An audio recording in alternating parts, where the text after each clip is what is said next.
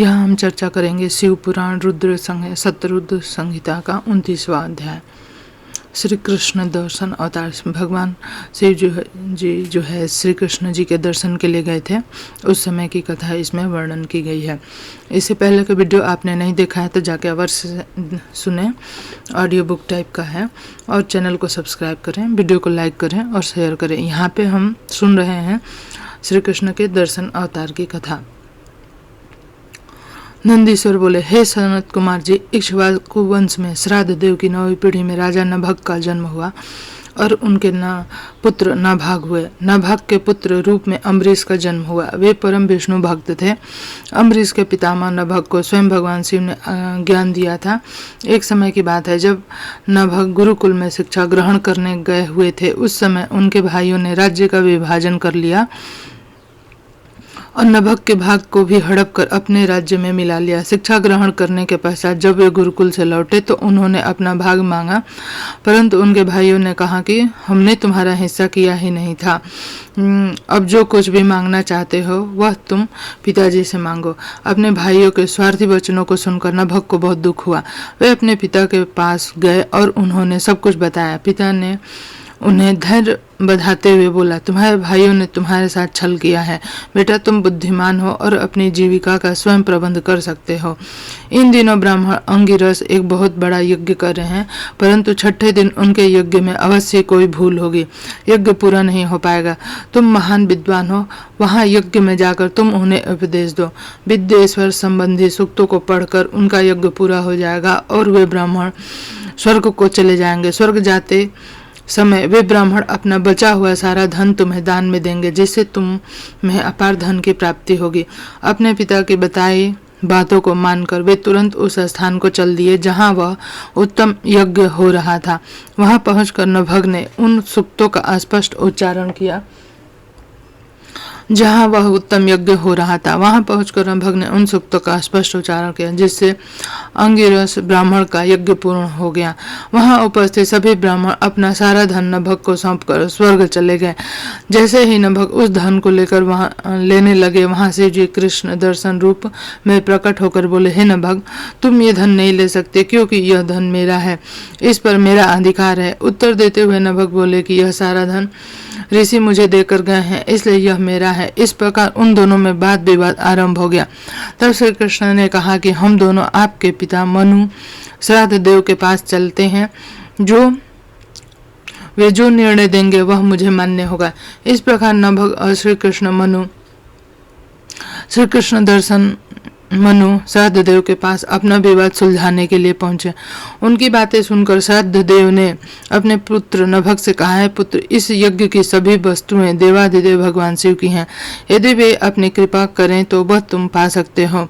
तुम उनकी स्तुति करो, वे तुम्हारे अपराध को अवश्य क्षमा करेंगे। भगवान शिव के ही अखिलेश्वर यज्ञ के अधिष्ठाता हैं। ब्रह्मा विष्णु सहित सभी देवता, सिद्ध और ऋषिगण उनकी आज्ञा से ही कार्य करते हैं। यह कहकर श्राद्ध देव ने अपने पुत्र को लौटा दिया। नभग पुनः यज्ञ भूमि में पहुंचे और भगवान शिव की हाथ जोड़कर स्तुति करने लगे। उन्होंने क्षमा याचना की। उनकी प्रार्थना सुनकर ब्रह्मा विष्णु व अन्य देवता भी वहां प्रकट हो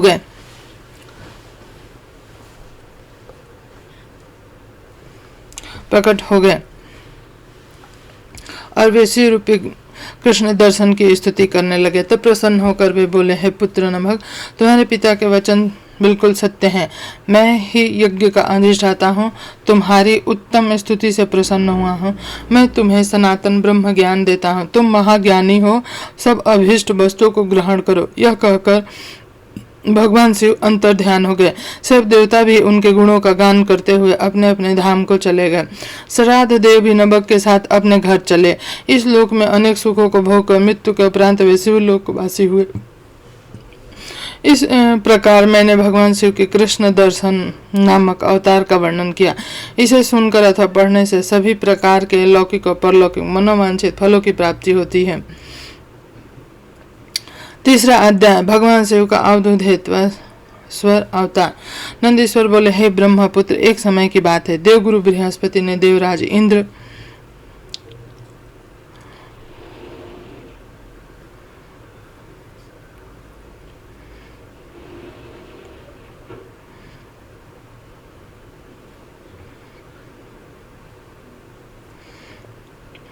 शीर्षवाद है भगवान शिव का अवधेतेश्वर अवतार।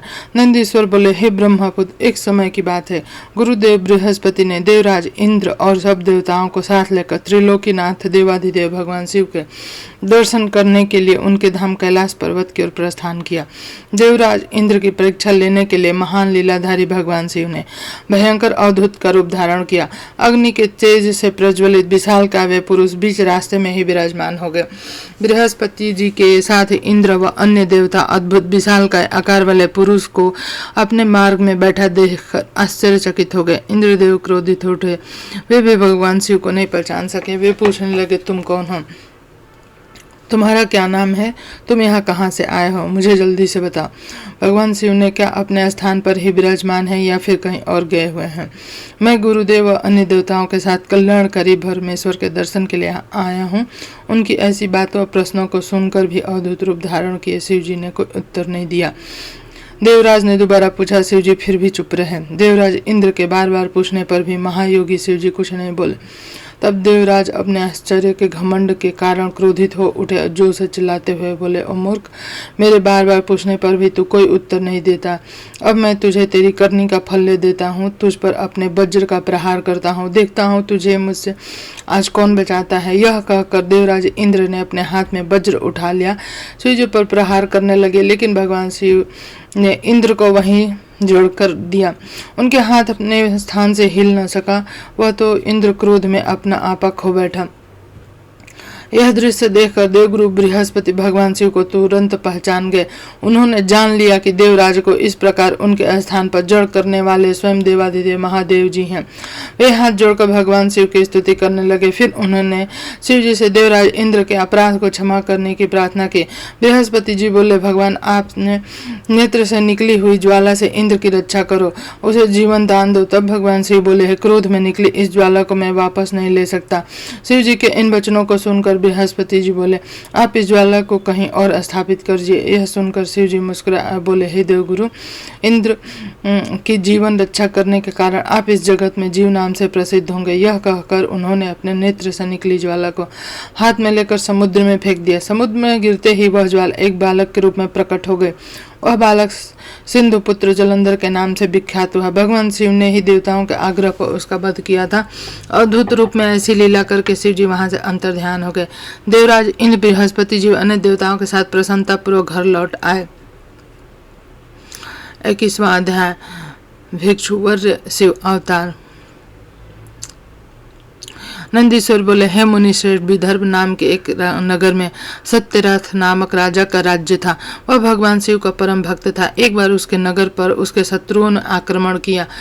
राजा सत्यरथ ने अपने शत्रुओं का सामना बहुत दृढ़ता से किया, परंतु वह युद्ध में हार गया। उसके शत्रुओं ने उसे मार डाला। राजा के मारे जाने पर सारी सेना भयभीत होकर तितर बितर हो गई। उस समय विदर्भ नरेश की पत्नी गर्भवती थी। जब रानी को सारी बात ज्ञात हुई तो अपने प्राणों की रक्षा करने के लिए उसने रात में ही नगर छोड़ दिया। भगवान शिव का स्मरण करते हुए रानी पूर्व दिशा की ओर चली गई। बहुत दूर जाकर एक सरोवर के निकट एक सघन वट वृक्ष के नीचे अपनी कुटिया बनाकर रहने लगी। उस स्थान पर रानी के दिव्य बालक को जन्म दिया। एक दिन रानी अपने पुत्र को कुटिया में लिटाकर सरोवर में जल लेने गई तो वहां उसे घड़ियाल ने पकड़ लिया। उधर वह बालक अकेला पड़ा भूख प्यासे व्याकुल होकर जोर जोर से रोने लगा। उस बालक को रोता देखकर भक्त वत्सल दयालु भगवान शिव को उस पर दया आ गई। उन्होंने एक गरीब ब्राह्मणी को प्रेरित कर उस स्थान पर भेजा। वह विधवा ब्राह्मणी उस स्थान पर पहुंची जहां वह बालक रो रहा था। उसको देखकर ब्राह्मणी का दिल द्रवित हो उठा। वह उस बालक के विषय में सोचने लगी और अब इस बालक का क्या होगा। तभी भगवान शिव स्वयं भिक्षु का रूप धारण करके वहां पहुंच गए और ब्राह्मणी से बोले, हे ब्राह्मणी, अपने मन में आने वाली शंका दूर करो। इस छोटे से बालक को उठा लो और अपने पुत्र मानकर इसका पालन करो। तब उसके वचन सुनकर वह ब्राह्मणी बोली, ब्राह्मण, मैं तो स्वयं इस बालक को पालन करने के लिए सोच रही थी, परंतु मेरा मन शंकित था। अब आपने मेरी दुविधा दूर कर दी है। मैं अवश्य ही इस बालक की बात बालक की माता बनकर इसे पालूंगी। पर मैं आपसे इतना जानना चाहती हूँ कि आप कौन है, कहाँ से आए हैं, यह बालक किसका है, इस सुनसान जंगल में कैसे आ गया। भिक्षुवर, आपको देखकर मेरा मन बार बार यह कह रहा है कि आप दया और करुणा के सागर भगवान शिव हैं, जो आपने भक्त की रक्षा के लिए यहाँ आए हैं।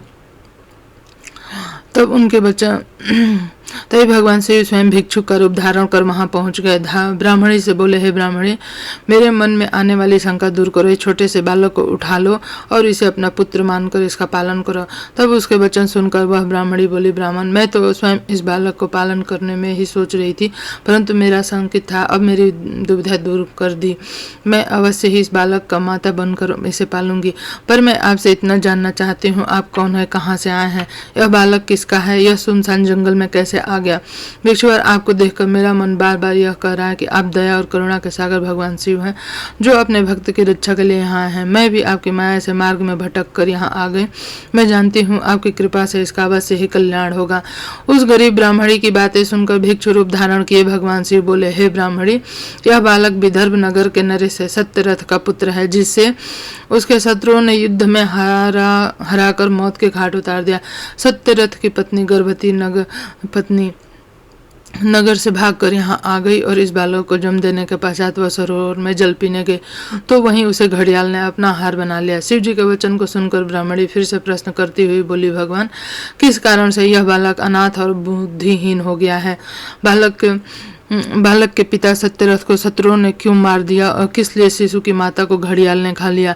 मेरा स्वयं का पुत्र भी गरीब और निर्धन है, भला इसको कैसे सुख प्राप्त होगा? ब्राह्मणी के इन प्रश्नों को सुनकर भक्त वत्सल भगवान शिव ने अपनी उसी भिक्षु रूप में बोले, हे देवी, राजा सत्यरथ ने अपने पूर्व जन्म में पांड्य देश के श्रेष्ठ राजा थे। वैसे देव शिव धर्म का पालन करते और उस भक्ति भाव से उनकी आराधना करते थे। एक दिन प्रदोष काल में जब राजा भगवान शिव की पूजा कर रहे थे, उसी समय नगर में कोलाहल मचा। राज्य में विद्रोह फैलने की आशंका से राजा ने पूजा बीच में छोड़ दी। सैनिकों ने जिसे राजद्रोही के रूप में राजा के सामने लाकर खड़ा किया, वह कोई और नहीं, उसी राज्य का सामंत था। उसे देखकर पांडे राज क्रोध में अपना आपा खो बैठे और उस सामंत पर सिर कटवा दिया। प्रदोष पूजन के नियम को समाप्त किए बिना राजा ने भोजन भी कर लिया।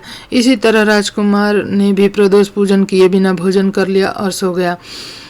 वह पांडे राज इस जन्म में विदर्भ राज हुआ। प्रदोष में शिव पूजन को बीच में छोड़ देने की वजह से उसका वध कर दिया गया। वह पांडे राज इस जन्म में विदर्भ राज हुआ। प्रदोष में शिव पूजा को छोड़ देने से की वजह से वह उसका वध कर दिया गया। पूर्व जन्म का उसका पुत्र इस जन्म में भी उसका पुत्र बनकर जन्मा है। शिव पूजा बिना खा पी कर सो जाने के कारण ही वह दरिद्रता में घिरा हुआ है। इसकी माता ने भी पूर्व जन्म में छल से अपनी सौतन को मार दिया था, इसलिए उसे भी घड़ियाल ने खा लिया। तुम्हारा पुत्र पूर्व जन्म में ब्राह्मण था, महादानी था, परंतु इसने कोई यज्ञ कर्म नहीं किए। इसी कारण इसे भी दरिद्रता का दंड मिला। इन दोनों पुत्रों को दोषों को दूर करने के लिए तुम भगवान शिव की शरण में जाओ, वे ही तुम सबका कल्याण करेंगे। ब्राह्मणी को सब कुछ बताकर भगवान ने अपना सत्य रूप उन्हें दिखाया। साक्षात भगवान शिव के दर्शन कर ब्राह्मणी कृतार्थ हो गई और हाथ जोड़कर शिव जी की स्तुति करने लगे और तब आशीर्वाद देकर महादेव जी अंतर ध्यान हो गए। तत्पश्चात वह ब्राह्मणी उस बालक को अपने साथ ले गई। फिर वह अपने पुत्र के साथ एक चक्र नामक गांव में रहने लगी और अपने दोनों पुत्र का लालन पालन करने लगी। समय आने पर ब्राह्मणों ने उनका यज्ञोपवीत संस्कार किया। दोनों सांडिल्य मुनि ने उपदेश सुनाते और शिव जी की आराधना करते समय बीतता गया। दोनों पुत्र बड़े हो गए। एक दिन ब्राह्मणी पुत्र को नदी में स्नान कराने के लिए जाते समय सोने से भरा कलश मिला। उस सोने के कलश से उसकी गरीबी दूर हो गई। फिर भी वे नियम से शिव जी की आराधना करते। एक दिन वे वन में गए। वहां एक गंधर्व कन्या अपने पिता के साथ आई और वह राजकुमार पर मोहित हो गए। पिता ने उसका विवाह राजकुमार से कर दिया और राज्य उन्हें सौंप दिया। ब्राह्मणी वहां की राजमाता हुई और ब्राह्मण पुत्र उसका भाई। अब वे सब लोग प्रसन्नता पूर्वक राज सुख भोगने लगे। भगवान शिव का भिक्षु वर्य अवतार पुरुषार्थ का साधक और अभीष्ट फल देने वाला है। दोनों सांडिल्य मुनि के उपदेश सुनते और शिव जी की आराधना करते। ब्राह्मणी को सब कुछ बताकर भगवान शिव ने सत्य रूप उन्हें दिखाया। साक्षात भगवान शिव के दर्शन कर ब्राह्मणी की तार्थ हो गई। हाथ जोड़कर शिव जी की स्तुति करने लगी। तब आशीर्वाद देकर महादेव जी अंतर ध्यान हो गए। तत्पश्चात वह ब्राह्मणी उस बालक को अपने साथ ले गए। फिर वह अपने पुत्र को साथ के साथ एक चक्र नामक गांव में रहने लगी और अपने दोनों पुत्रों का लालन पालन करने लगी। समय आने पर ब्राह्मणों ने उसका यज्ञोपवीत संस्कार किया। दोनों सांडिल्य मुनि के उपदेश सुनते और शिव जी की आराधना करते।